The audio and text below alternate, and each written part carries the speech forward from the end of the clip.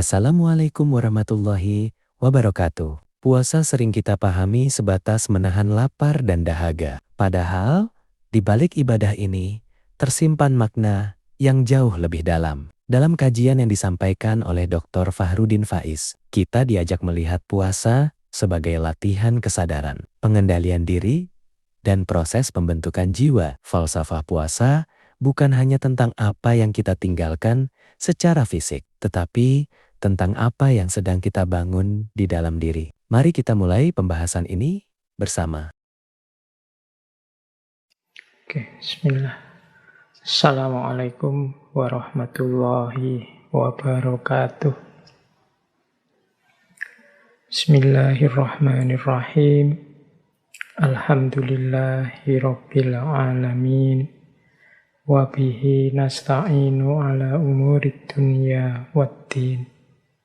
Allahumma salli wa sallim wa barik ala habibina wa syafi'ina Sayyidina wa maulana Muhammadin wa ala alihi wa ashabihi wa man tabi'ahum bi ihsanin ila yaumiddin. Amma ba'du. Bismillah teman-teman. Mari kita ngaji kembali. Nanti semuanya fokus menjalankan puasa, fokus dekat dengan Allah, fokus meningkatkan kualitas diri mumpung ada momen bulan puasa. Jadi ngajinya off dulu. Lagi pula kalau pas Ramadan gini kan biasanya di mana-mana banyak sekali kajian-kajian, banyak sekali isinya penambahan-penambahan wawasan. Jadi teman-teman tidak akan kesulitan kalau sekedar mencari materi. Jadi kita libur dulu juga untuk ambil nafas sebentar, mencerna yang 1 tahunan hampir ini kita kaji dengan beragam tema. Jadi kalau apa-apa itu kan kalau tidak ada jedanya, tidak ada istirahatnya, khawatirnya tidak ada momen-momen untuk mencerna apa ya yang kita kaji ini penting, cocok, sesuai, bisa dijalankan, dan lain sebagainya. Ini ya seperti makanan itu kan ada momen-momen kita kunyah, tidak hanya ditelan begitu saja.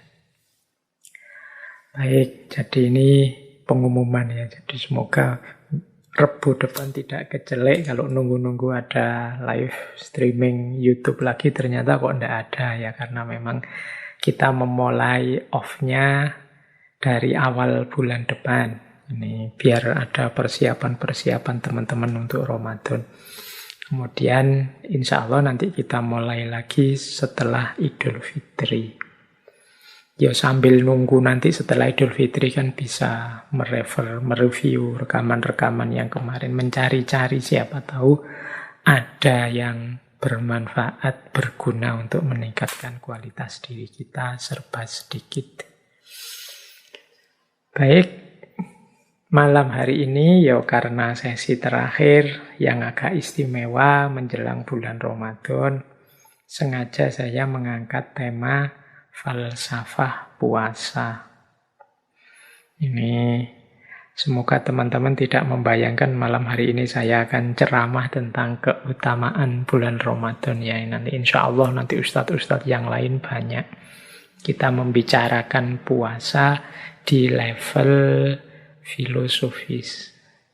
Jadi nyuwun sewu nanti kalau ada yang tanya, Pak ayatnya mana, hadisnya mana? Ya teman-teman kan sudah akrab lah dengan ayat dan hadisnya puasa insya Allah. Ini malam hari ini kita tidak fokus ke ayat, tidak fokus ke hadis. Insya Allah semuanya juga sudah menerima, sudah percaya bahwa puasa itu kewajiban yang penuh dengan kemanfaatan. Malam hari ini kita gali makna-makna filosofisnya. Siapa tahu dari makna-makna yang filosofis itu kita menemukan beberapa rahasia yang membuat kita tambah mantap, tambah dalam saat menjalani puasa. Atau pakai istilahnya Kanjeng Nabi itu bisa menikmati keimanan. Berarti nanti kalau kita bisa paham dan tahu rahasia-rahasianya puasa, siapa tahu kita bisa menikmati puasa. Tidak hanya menjalankan puasa, seperti yang kemarin-kemarin kita lakukan. Maka saya tidak akan mengawali dengan surat Al-Baqarah yang ya ayyuhalladzina amanu kutiba alaikumusiyam dan seterusnya, atau hadis-hadis yang berhubungan dengan puasa. Insya Allah itu akan ditemukan oleh teman-teman di banyak kajian yang lain. Malam hari ini kita masuk dengan cara yang berbeda kepada puasa. Kalau menggunakan istilahnya Imam Ghazali, tema kita malam hari ini bisa diberi judul Asrorus Syam. Asror itu level rahasia atau sebut saja level hikmah. Ini kan yang dicari oleh teman-teman para filosof juga yang belajar filsafat. Berpikir sampai level hikmah. Kalau bisa dipetakan, ini kebetulan saya bawa petanya, cara kita menjalani agama itu kan diawali dari iman atau percaya dulu. Setelah percaya, terus kita belajar bagaimana sih cara beriman yang baik. Cara menyembah Allah, menomorsatukan Allah, patuh pada perintahnya, apa saja perintahnya, menjauhi larangannya, apa saja larangannya. Nah, ini level selanjutnya dari iman, yaitu level pemahaman. Jadi setelah percaya, kemudian dipahami, selanjutnya adalah level Islam dan ihsan. Level Islam dan ihsan ini ya level menjalankan, menjalani. Standar minimalnya Islam, kalau ditambah macam-macam yang sunnah-sunnah yang utama-utama, nanti bisa sampai pada makom ihsan. Jadi dipercaya, kemudian dipahami caranya, isinya, kemudian dijalankan. Nah, masih ada satu level lagi, ya ini levelnya tidak wajib. Orang tidak tahu juga tidak apa-apa, tapi kalau tahu bisa semakin dalam, semakin mantap dalam beragama. Yaitu level asror atau level makna. Asror itu dari kata-kata sir yang artinya rahasia. Inilah yang nanti disebut hikmah. Atau kadang juga kita menyebutnya dengan istilah falsafah. Makanya teman-teman yang belajar hukum Islam itu pasti kenal istilah falsafah tasyri' atau hikmatut tasyri'. Ini menyelami hukum syariat sampai level asror, sampai level makna-makna. Tidak sekedar diimani, dipercaya, dijalankan, tapi juga diungkap rahasia-rahasianya. Nah, ini makomnya namanya makom hikmah. Yang sifatnya memang tidak wajib. Tapi kalau kita bisa tembus sampai level hikmah ini, kalau bahasanya Al-Quran, وَمَنْ يُؤْتَ الْحِكْمَةَ فَقَدْ أُوتِيَ خَيْرًا كَثِيرًا. Barang siapa yang oleh Allah dianugerahi dengan hikmah, maka dia seperti diberi kebaikan yang banyak sekali. Nah, ini latihan pelan-pelan. Malam hari ini kita belajar puasa di level asror ini, di level hikmah. Ini seperti Imam Ghazali itu di awal kitab Ihya itu kan, bab-bab awal, rubuk-rubuk awal itu kan beliau membahas yang berhubungan dengan peribadatan diawali dengan kata-kata asror. Asrorut toharoh, asrorus sholah, asrorus siyam, asrorus zakah.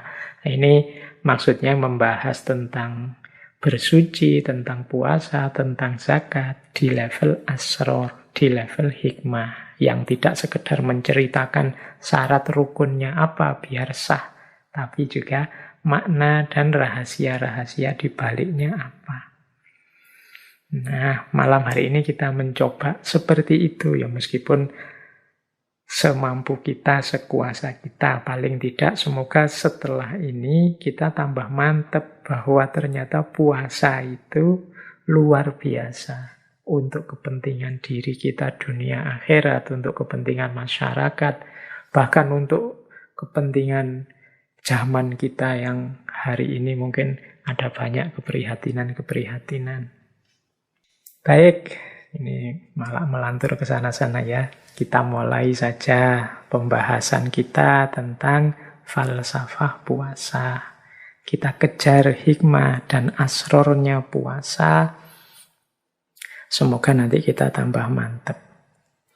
Puasa ini kan salah satu ibadah yang oleh Al-Quran terang-terangan disebut dijalankan oleh semua umat-umat terdahulu. Jadi, kalau teman-teman membaca lebih detail sejarahnya para nabi, itu hampir di setiap sejarahnya nabi ada kisah aktivitas atau amalan yang jenisnya puasa ini. Misalnya, kalau teman-teman membaca riwayat-riwayat atau buku-buku yang membahas ini, misalnya ada yang bilang bahwa Nabi Adam itu dulu puasa misalnya setiap hari Jumat. Ada juga riwayat Nabi Adam itu puasa tanggal 10 Muharram karena hari itu beliau bertemu dengan Ibu Hawa di bumi. Ada juga yang bilang Nabi Adam itu puasa 40 hari, 40 malam setiap tahun. Dan lain sebagainya. Nabi Nuh itu puasa selama beliau di atas perahu. Dan nanti setelah turun dari perahu ada riwayat juga beliau puasa 3 hari setiap bulannya. Nabi siapa lagi? Nabi Yakub. Nabi Yakub ini ayahnya Nabi Yusuf. Beliau sering puasa untuk keselamatan putra-putranya. Putranya sendiri Nabi Yusuf itu juga puasa sejak dalam sumur. Puasa saat di penjara. Bahkan ada riwayat beliau ini puasa juga saat menjadi Menteri Perekonomian Mesir saat itu. Ada kalimat yang populer dari beliau, mengapa kok beliau masih puasa meskipun sudah jadi menteri? Jawabannya Nabi Yusuf, karena aku khawatir kalau aku kenyang, nanti aku lupa dengan kelaparannya, kondisi perutnya fakir miskin. Beliau ini kan menteri urusan ekonomi yang ngurusi kesejahteraannya rakyat. Maka terus beliau puasa biar beliau tidak lupa bahwa seperti ini loh rasanya lapar itu. Sehingga beliau semangat untuk membantu kaum fakir miskin. Apalagi posisi beliau ini menteri perekonomian. Ada lagi misalnya Nabi Yunus. Nabi Yunus ini beliau puasa saat ditelan oleh ikan hiu selama beberapa hari. Nabi Ayub puasa saat beliau menjalani ujian sakit. Nabi Musa ini menurut riwayat sebelum menerima wahyu ke Bukit Sinai, beliau ini puasa 40 hari, 40 malam. Nabi Dawud, kalau ini teman-teman kenal kan namanya puasa Dawud. 1 hari puasa, 1 hari berbuka. Dan mungkin banyak kisah-kisah para nabi, kisah-kisah umat terdahulu yang berpuasa. Dulu kita pernah juga membahas ini ketika saya membedah pandangannya Imam Ghazali tentang puasa. Mungkin bisa dicari rekaman sesi rahasia puasa Asrorus Saum yang menurut Imam Ghazali. Saya lupa berapa tahun yang lalu kita membahas itu. Nah, malam hari ini kita ambil tema-tema yang sedikit berbeda tentang puasa. Semoga setidaknya nambah wawasan kita. Mengapa kita harus puasa? Apa pentingnya puasa? Oke, bismillah. Kita mulai kajian kita. Yang pertama, kita kenali dulu bagaimana kita menjalani puasa ini, atau apa yang terjadi saat kita menjalani puasa. Jadi puasa itu ketika kita menjalaninya itu setidaknya terjadi 4 hal. Jadi ketika kita menjalankan puasa itu kita sedang menegakkan 4 hal secara sekaligus. Ini kalau pakai bahasa lain ya bisa kita sebut inilah nilai-nilainya puasa. Yang pertama apa? Kita sedang menegakkan nilai-nilai normativitas. Normatif itu ya nilai yang jadi norma, aturan, kewajiban. Jadi kita sedang menegakkan kewajiban beragama. Ini namanya nilai normatif. Ya kalau ini kan sudah tidak perlu dijelaskan, ya memang kita diperintahkan untuk puasa. Dan sifatnya wajib di bulan Ramadan. Kutiba alaikumus syiyam. Nah ini namanya nilai normatif yang sedang kita tegakkan. Tapi tidak hanya ini saja. Ketika kita menjalani puasa, kita juga sebenarnya sedang melakukan pembersihan diri. Nah, nilai ini namanya nilai purifikatif.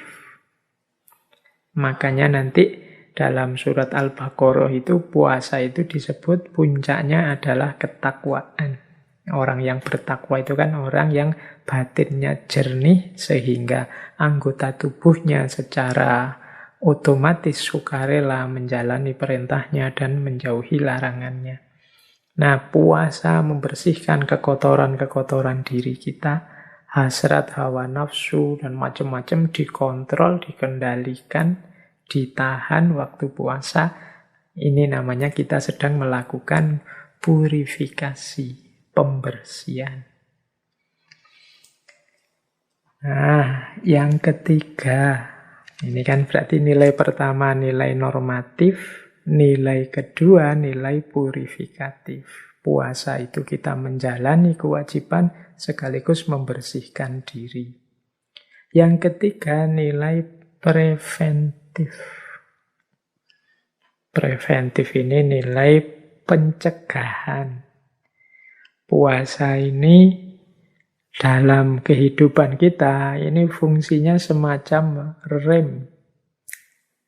Kita ini sepanjang tahun seperti orang lari, maka saat hadir bulan Ramadan ini saatnya kita mengendalikan diri sebentar. Kita ngerem sebentar. Ini fungsi preventif. Bahkan tidak hanya Ramadan, ada banyak hadis yang menjelaskan bagaimana puasa itu adalah benteng kita. As-saumu junnatun. Jadi dan ini tidak hanya di bulan Ramadan, Rasulullah itu menyarankan misalnya, wahai anak-anak muda, barang siapa yang sudah mampu kawinlah, tapi yang tidak mampu puasalah. Karena puasa bisa jadi benteng. Nah ini namanya fungsi preventif. Kalau sedang tidak puasa, kita buka diri kita selebar-lebarnya, maka apapun bisa masuk ke dalam diri kita. Yang baik maupun yang buruk, yang kotor maupun yang indah masuk semua. Tapi ketika kita puasa, kita dilatih untuk preventif, menahan diri, memasukkan ke dalam diri kita yang baik-baik saja. Khawatir puasanya batal. Jadi puasa berfungsi preventif. Itu nilai ketiga yang kita hidupkan saat kita puasa. Pak, tapi saya kalau puasa itu sebenarnya tidak terlalu jadi benteng juga, Pak. Saya itu masih buka HP, masih main apa, kadang ngomongnya juga masih tidak kontrol. Nah, itu berarti puasanya kurang sempurna. Levelnya mungkin masih level paling bawah, kalau di Imam Ghazali masih levelnya awam. Harusnya puasa bisa bernilai preventif. Jadi mencegah kita, membentengi kita dari hal-hal yang sulit kita hindari kalau kita pas tidak puasa. Boleh dipraktekkan. Kalau teman-teman sedang merasa galau, sedang merasa sedih, sedang merasa ada masalah, sedang merasa terancam oleh apa, dan macam-macam, boleh melakukan puasa. Karena dia punya fungsi junnah. Dia punya fungsi jadi benteng. Yang keempat, puasa berfungsi preservatif. Kalau preventif itu menjaga, preservatif itu memelihara. Preventif itu membentengi, preservatif itu memelihara. Teman-teman pasti sudah hafal hadis, misalnya sumu tasihhu, berpuasalah maka kalian akan sehat. Ini fungsi preservatif. Tadi saya bilang puasa ini semacam rem, ya paling tidak rem yang mengendalikan agar tubuh fisik kita ini tidak terlalu capek, tidak terlalu lelah bekerja terus-menerus dari pagi sampai malam. Ada istirahatnya. Ini lebih menyehatkan. Nanti ada fungsi-fungsi puasa selanjutnya. Tapi yang jelas puasa juga berfungsi preservatif. Memelihara kita biar sehat, jasmani, rohani, mental, spiritual. Jadi ketika kita menjalani puasa secara sekaligus kita menegakkan 4 nilai. Yang pertama nilai normatif, bahwa puasa itu adalah kewajiban. Yang kedua nilai purifikatif, bahwa puasa itu membersihkan kotoran-kotoran dalam diri kita, khususnya kotoran batin. Yang ketiga, puasa itu bernilai preventif karena kita mampu menjaga diri kita dari hal-hal yang merusak lahir maupun batin saat puasa.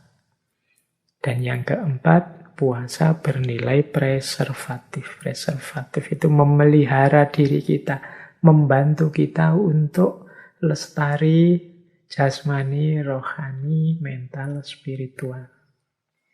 Oke, jadi ini pertama yang harus kita ingat-ingat saat menjalani puasa, biar kita lebih serius lagi dalam berpuasa.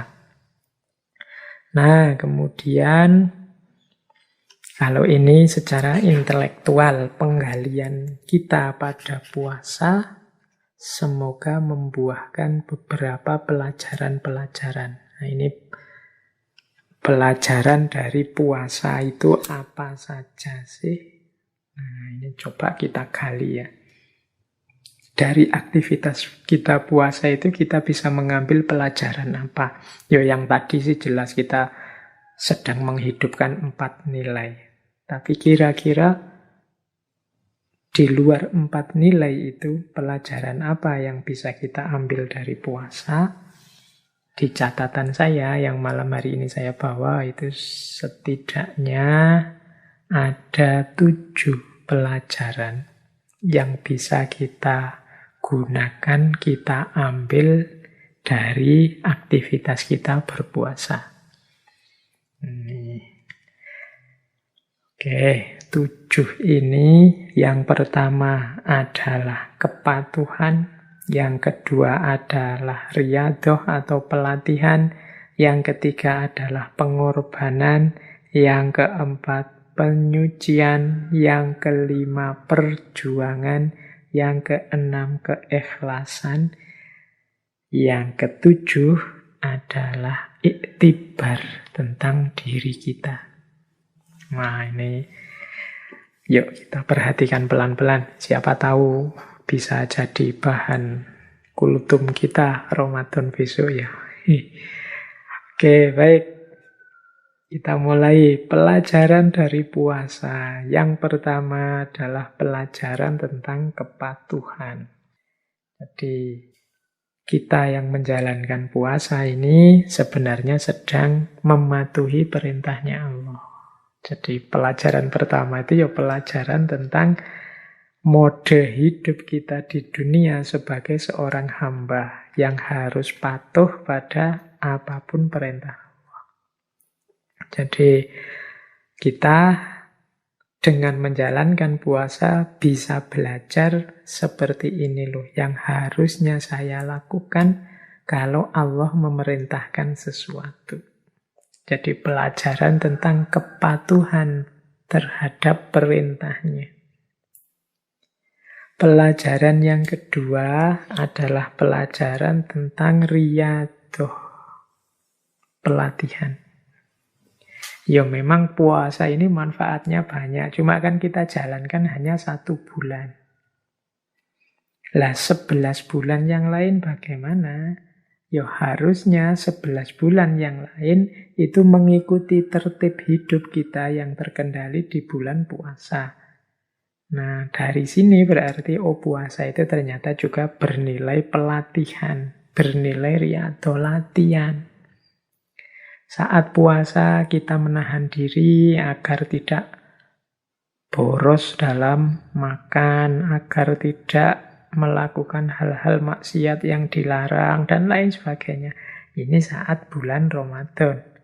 Lah kalau di luar Ramadan, ya kalau bisa kita jalankan seperti saat kita puasa. Jadi menjaga jasmani, menjaga rohani, mengendalikan badan, mengendalikan batin.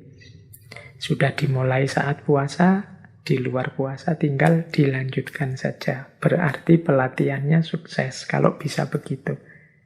Kalau tidak, ya berarti Ramadan kita gagal nilai pelatihannya. Yang ketiga, selain kepatuhan, pelatihan, puasa juga mengajarkan kita berkorban. Puasa itu sebentuk pengorbanan. Kita itu punya uang, kalau makan sehari 3 kali aja, bahkan 4-5 kali mampu. Tapi kita mengorbankan keinginan kita demi keinginannya Allah. Maka kita tidak makan. Kita mengorbankan waktu kita demi menjalani puasa kepada Allah. Itu juga sejenis pengorbanan. Kita mengorbankan daya, upaya, tenaga kita di bulan Ramadan ini untuk Allah. Itu juga sejenis pengorbanan. Jadi pelajaran keempat, puasa mengajari kita untuk pelajaran ketiga mengajari kita untuk berkorban. Yang keempat, puasa mengajarkan kita untuk mensucikan diri. Jadi puasa ini kan semacam bersih-bersih segala kotoran lahir maupun batin. Kita tidak menjejali diri kita dengan nafsu lahiriah maupun nafsu batiniah. 1 bulan saja diri kita terjaga, tidak kemasukan hal-hal yang kotor dan jelek, apalagi lahiriah kita puasa, insya Allah keluar dari bulan Ramadan, kita benar-benar ada di makom fitri, tersucikan. Jadi puasa bisa juga dimaknai sebagai aktivitas bersih-bersih, penyucian diri. Yang kelima, puasa juga pelajaran bagi kita untuk berjuang, berjihad, bahkan jihad yang paling berat, yaitu jihadun nafas, mengalahkan diri kita sendiri. Ini pelajaran yang kelima. Kalau ini ya teman-teman ngerti ya betapa puasa itu berat. Ingin makan tidak boleh, ingin ini tidak boleh, ingin itu tidak boleh. Mau buka-buka HP, khawatir nanti melihat yang begitu-begitu, akhirnya dikurangi dan lain sebagainya. Itu kan perjuangan namanya. Yang keenam, puasa memberi kita pelajaran tentang ikhlas. Jadi ada pelajaran ikhlas dari puasa. Karena puasa ini kan bukan ibadah yang kelihatan orang. Kita puasa atau tidak puasa, nomor satu yang ngerti hanya diri kita sendiri. Kalau kita tidak puasa kemudian keluar ngaku puasa pun orang luar juga tidak ngerti. Jadi puasa itu mengajari kita ikhlas. Benar-benar semuanya untuk Allah saja. Tidak untuk manusia. Ini pelajaran untuk ikhlas. Untuk tidak pura-pura. Memang puasa ini tidak kelihatan, tapi aku persembahkan kepada Allah saja. Mungkin orang menganggap aku tidak puasa, wong mereka tidak tahu. Yang tahu hanya aku. Ini pelajaran keikhlasan. Yang terakhir, puasa itu di baliknya terkandung pelajaran iktibar tentang kelemahan diri. Jadi puasa itu mau tidak mau dia mengajarkan pada kita betapa lemahnya diri ini, betapa terbatasnya diri ini. Tidak diisi makanan pagi sampai maghrib saja, itu rasanya sudah lemes, tidak kuat ngapa-ngapain. Nah, ini iktibar tentang kelemahan diri. Manusia ini kan penting untuk menyadari kelemahan dirinya. Keterbatasan dirinya. Nah, puasa tidak memberi ceramah tentang seperti apa kelemahan diri dan keterbatasan diri kita. Puasa langsung saja menyuruh kita tidak makan dari subuh sampai maghrib, dan di situ tiba-tiba kita sadar, oh ternyata aku ini lemah. Aku ini terbatas. Sebanyak apapun harta, sepinter apapun aku, begitu puasa, ya pas menjelang buka juga lemes. Ternyata aku ini lemah. Nah, jadi dari puasa kita bisa beriktibar tentang kelemahan diri kita. Oke, berarti ada berapa tadi? 1, 2, 3, 4, 5, 6, 7.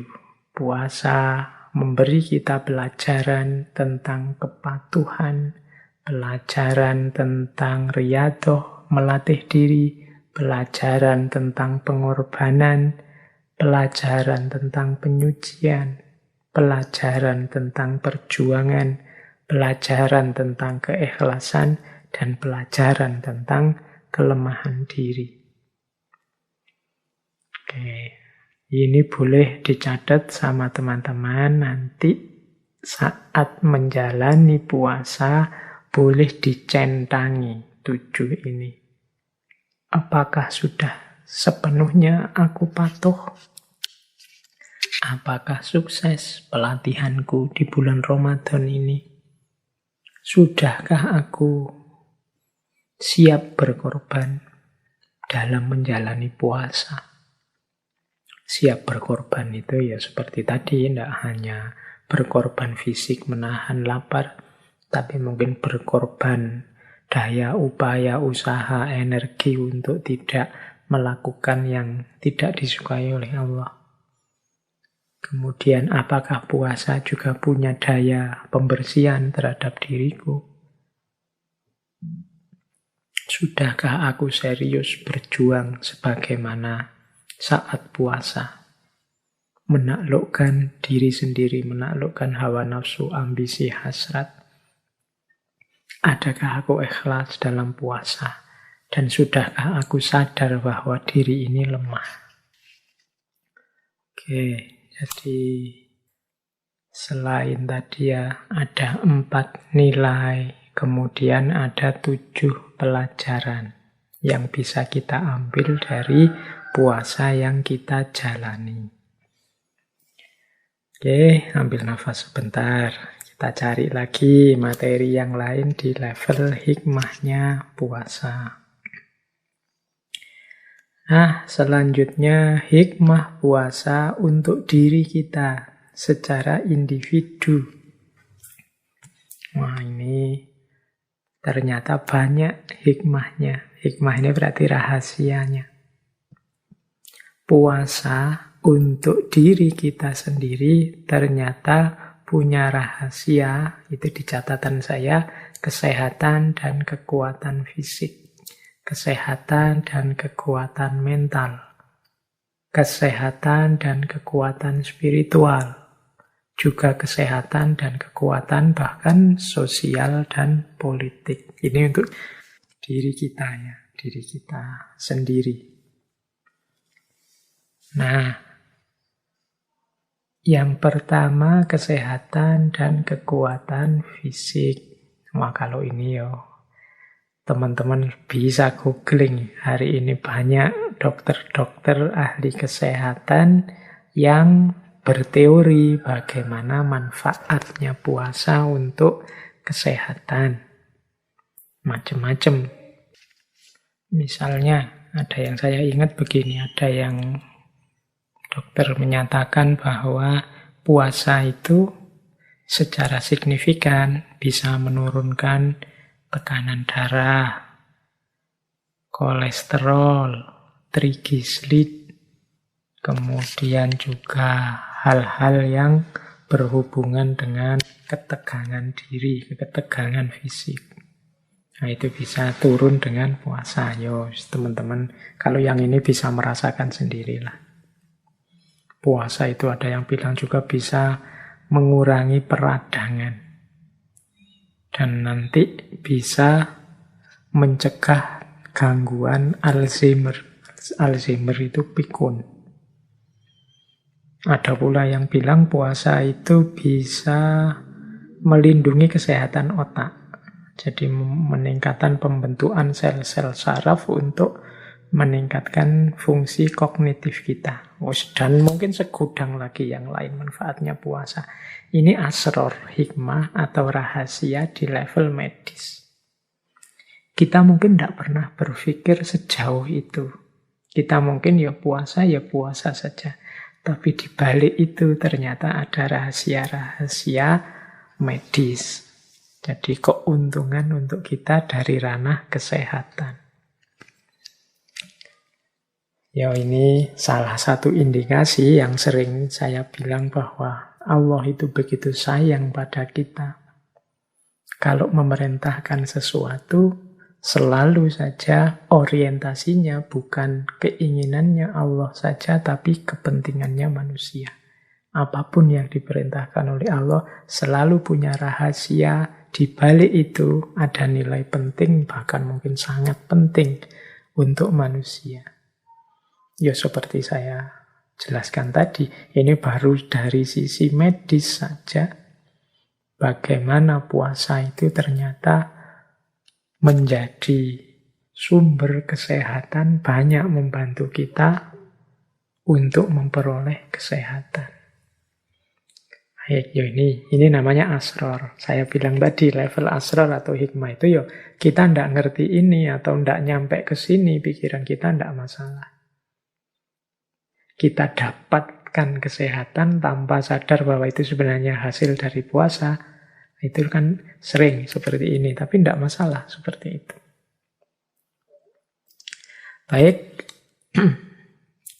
Selanjutnya hikmahnya puasa dari level mental. Jadi puasa ternyata juga punya manfaat kesehatan mental. Paling mudah kelihatan itu dengan berpuasa orang dituntut mengendalikan dirinya, hawa nafsunya, hasrat ambisinya. Puasa itu kan makna harafiahnya sering disebut adalah al-imsak, menahan diri.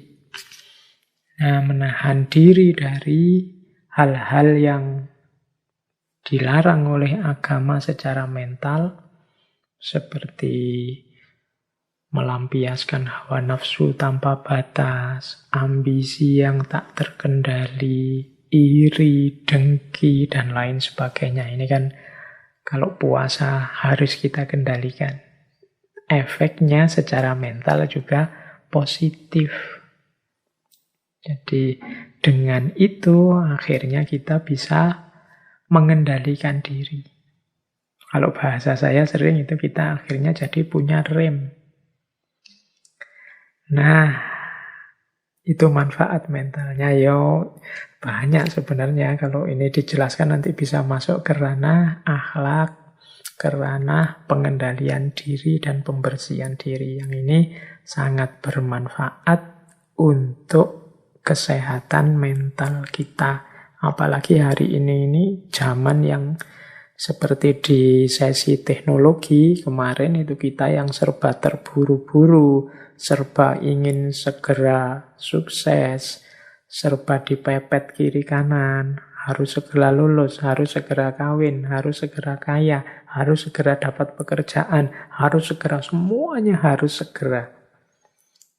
Nah, goncanglah mental kita. Nah, dengan puasa kita bisa mengendapkan semua itu agar tidak meruntuhkan hidup kita. Pelan-pelan kita tenangkan diri, kita stabilkan mental. Puasa menyediakan momen untuk itu. Itu yang kedua. Yang ketiga juga ternyata puasa punya hikmah spiritualnya.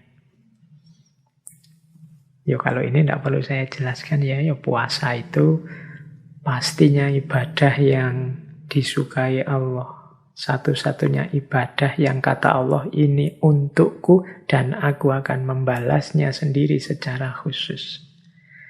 Puasa adalah jalan yang ringkas untuk kita bisa dekat, sedekat mungkin dengan Allah.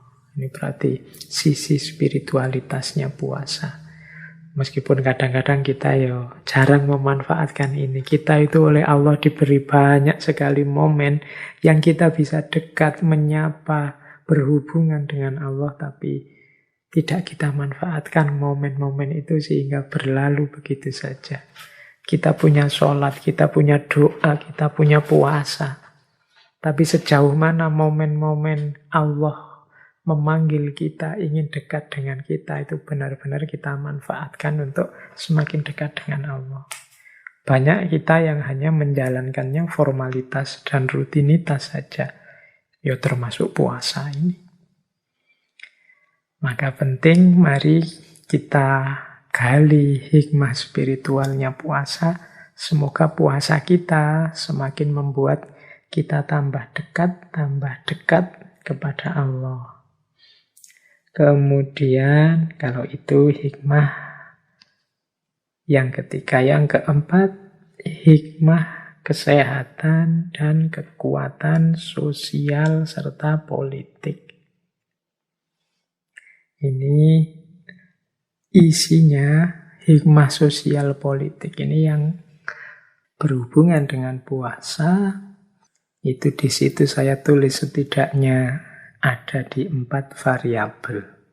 Yang pertama apa? Puasa membuat kita sadar terhadap kelemahan kita. Kemudian yang kedua, membuat kita sadar bahwa kita ini dengan semua makhluk Allah yang lain ternyata setara. Khususnya dengan manusia yang lain, kita juga setara, tidak ada yang lebih tinggi, tidak ada yang lebih rendah. Kemudian juga kita sadar bahwa kita ini tidak bisa hidup sendiri. Kita ini saling membutuhkan dengan yang lain. Dan dari situ nanti muncul hikmah bahwa berarti harusnya kita bersama yang lain itu menghidupkan kasih sayang, saling mendukung, saling membantu. Ini menurut saya di antara hikmah sosialnya puasa itu. Dengan kita sadar bahwa kita ini lemah, ternyata saya itu tidak kuat. Misalnya puasa itu ditambah 2 jam saja bisa tambah puyeng aku, tambah teler aku. Kesadaran tentang betapa lemahnya diri. Kesadaran tentang kelemahan kita itu nantinya akan membuahkan kesadaran lanjutan bahwa yang lain kemungkinan juga begitu. Berarti orang-orang fakir miskin itu selama ini yang dirasakan. Ternyata aku tidak lebih hebat dibandingkan mereka. Aku yang selama ini merasa lebih tinggi, lebih jago dari mereka, ternyata tidak. Bahkan mungkin mereka lebih hebat. Betapa kuatnya mereka yang setiap hari menahan lapar, bahkan bisa berhari-hari. Kalau saya dan teman-teman ini kan puasa, masih ada harapan nanti buka puasa. Kalau mereka tidak ada jaminan, ada makanan untuk buka puasa. Nah, dari sini kemudian muncul kesetaraan. Jadi wawasan tentang aku dan manusia yang lain ini ternyata ya sama saja.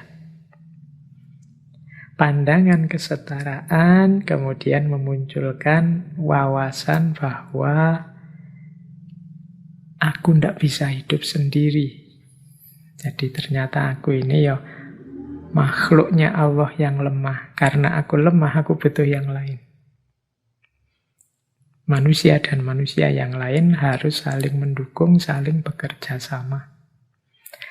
Aku mungkin harus membantu yang miskin karena kekayaanku, yang miskin mungkin juga kubutuhkan bantuannya, mungkin tenaganya, mungkin waktunya, dan lain-lain. Jadi ini kesadaran lanjutannya. Pada akhirnya, puncaknya kesadaran sosial itu adalah kasih sayang. Rasa saling membutuhkan itu kan nanti pada akhirnya akan tumbuh jadi sayang dan cinta. Nah, ini rentetan logisnya bagaimana rahasia puasa itu sebagai perekat sosial. Nah, kalau yang politik bagaimana, Pak? Ini puasa juga, kalau teman-teman jeli melihat sejarah, ternyata punya kekuatan sosial dan kekuatan politik yang luar biasa. Contohnya politik misalnya, teman-teman mungkin masih ingat ya tokoh kita minggu lalu, Mahatma Gandhi. Malam hari ini mungkin sebentar kita bahas juga tentang beliau. Beliau juga punya pandangan khusus tentang puasa. Mahatma Gandhi ini yang dikenal dengan politik anti kekerasannya, beliau ini ketika berjuang melawan penjajahan penindasannya Inggris, strategi yang dilakukan itu puasa. Ada kisah beliau ini sampai puasa selama 21 hari. Ya 21 hari ya puasa. Kalau hari ini mungkin teman-teman menyebutnya mogok makan. Itu kan nama lain dari puasa sebenarnya. Itu kan menunjukkan bahwa ternyata puasa itu juga punya daya tekan politik. Dia punya power untuk mempressure yang lain. Ya, senjata ini digunakan karena mengasumsikan mereka yang sedang zalim, yang sedang menindas itu juga manusia. Diharapkan dia tersentuh hatinya melihat kita yang unjuk rasa dengan puasa dan mogok makan. Ini dilakukan zaman itu oleh Gandhi karena beliau tidak mau melawan dengan kekerasan. Dia melawannya dengan diam dan puasa. Ini perlu juga kita ambil pelajarannya. Oh, ternyata puasa juga bisa seperti itu. Atau teman-teman mungkin masih ingat Sumpah Palapanya Gajah Mada. Isinya sumpah itu kan sebenarnya Gajah Mada akan puasa. Ada yang bilang puasa tidak makan kelapa, ada yang bilang puasa mutih. Karena puasa mutih itu nama lain dari ngalopo. Nah, sumpahnya nanti dianggap sumpah, disebut sumpah palapa.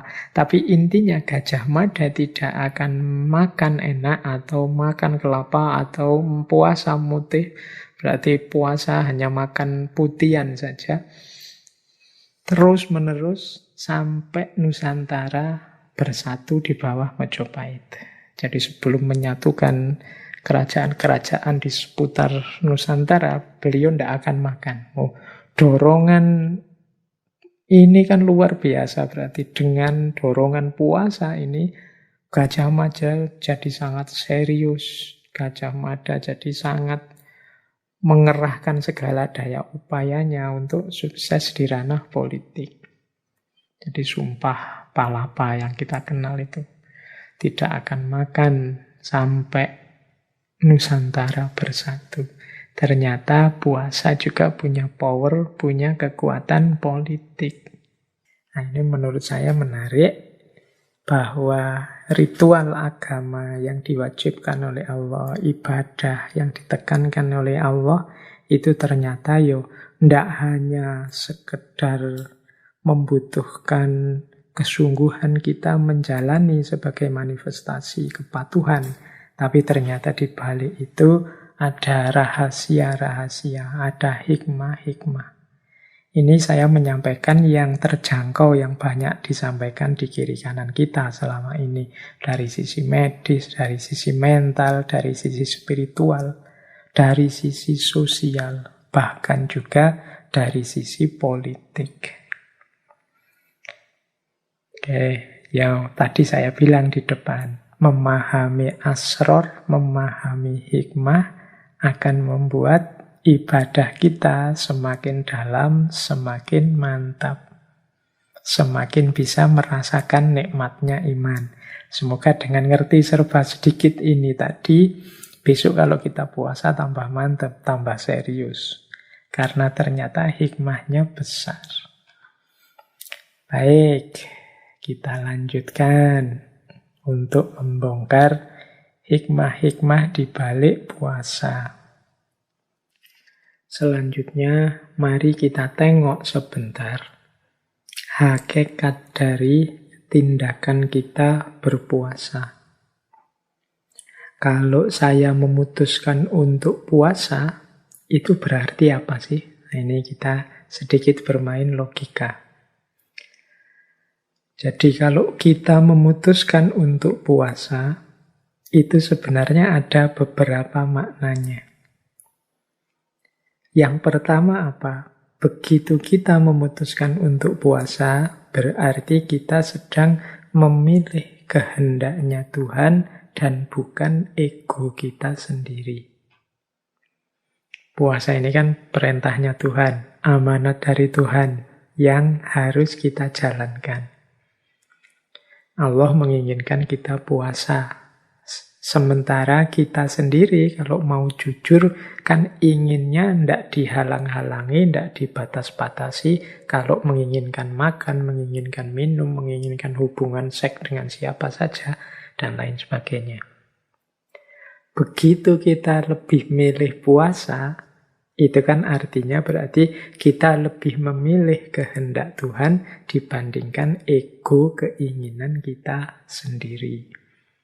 Jadi ini keutamaannya yang pertama. Jadi dibalik keputusan kita berpuasa. Ini keputusan yang sungguh-sungguh ya, bukan puasa hanya karena terpaksa atau hanya karena ikut orang lain atau puasa hanya karena sebagai tindakan yang sudah kadung. Kalau bahasa Jawanya kadung itu, ya sudah terlanjur jadi orang Islam, gimana lagi Pak, harus puasa. Itu kalau seperti ini tidak ada nilainya, keterpaksaan itu kan tidak ada nilainya. Tapi kalau kita dengan sadar memilih puasa, meskipun kita tahu diri kita ini sebenarnya lebih senang kalau tidak puasa, ini berarti menunjukkan bahwa kita lebih memilih kehendaknya Tuhan dibandingkan keinginan egois kita.